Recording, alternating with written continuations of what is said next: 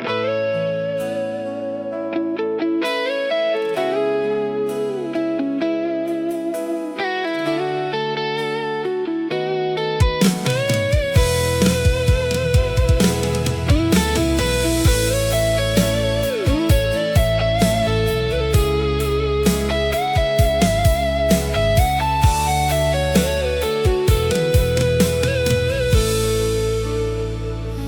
ាត្រីស្ងប់ស្ងាត់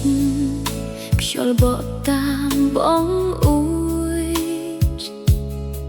សំឡេងភ្លៀងធ្លាក់លួងលោមបេះដូងឯកា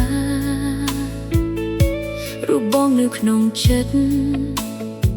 មិនដែលរសាត់បានទោះដឹងថាយើងមិនអាចដូចថ្ងៃមុនអូនមិនខឹង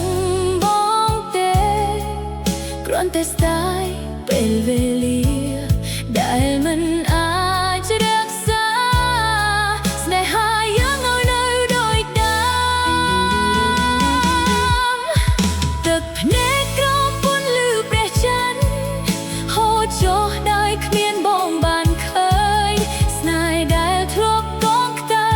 ថ្ងៃនេះសល់តែអនុស្សាវរីយ៍បើអាចសុំបានតែមួយមុំន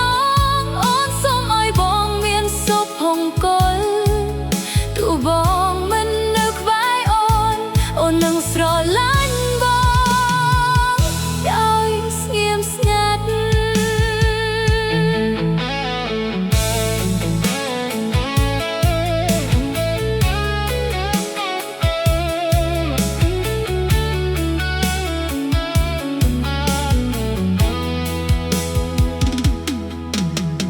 ផ្លូវដែលយើងធ្លាប់ដើរឥឡូវមានតែស្រមោលអូនម្នាក់ឯងកៅអីចាស់នៅមាត់ទន្លេនៅតែរងចាំរឿងស្នេហារបស់យើងប្រហែលស្នេហាខ្លះមិនបានបញ្ចប់ដោយការអស់ចិត្តតែបញ្ចប់